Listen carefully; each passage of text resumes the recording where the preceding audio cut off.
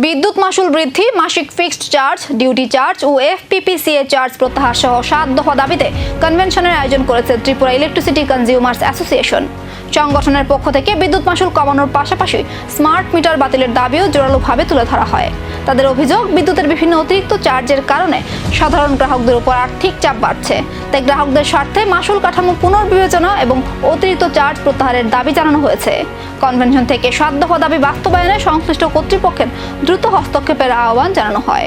আমরা Tripura electricity consumer অ্যাসোসিয়েশনের পক্ষ থেকে বর্ধিত বিদ্যুৎ মাশুল, ফিক্সড চার্জ, এফপিপিএসিএ চার্জ যেটা ফুয়েল চার্জ এবং সান্ডি চার্জ, ডিউটি চার্জ এগুলি বাতিলের প্রত্যাহার এবং স্মার্ট মিটার সম্পূর্ণভাবে প্রিপেইড এবং পোস্টপেইড বাতিল করার দাবিতেই আজকে আমাদের এই কনভেনশন।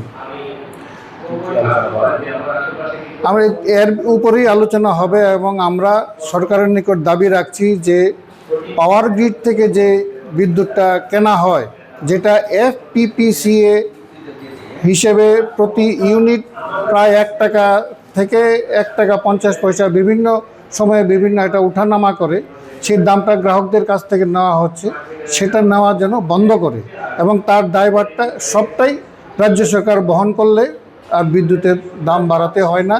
তার পাশাপাশি এই টিএসইসিএলের মাত্রাতিরিক্ত ব্যয়, অনাদায়ী বিল, বিদ্যুৎ চুরি, অপচয় এগুলি যদি 100% বন্ধ করতে পারে তাহলে আর বিদ্যুতের মাশুল বৃদ্ধি করতে হয় না এবং রাজ্যের যে জলবিদ্যুৎ এবং তাপবিদ্যুৎ, রুখিয়া এবং বরমুরা গ্যাস ভিত্তিক যে তাপবিদ্যুৎ, সেটা যদি ফুল প্লেজেটে পূর্ণ শক্তিতে উৎপাদন করলে বিদ্যুৎ বাইরে থেকে কিনতে হয় না এবং বিদ্যুৎ মাশুলও বৃদ্ধি করতে হয় না। গ্রাহকদের দাবি ঘিরে এবার বিদ্যুৎ দপ্তরের পদক্ষেপ কি হয়, নজর সেদিকেই।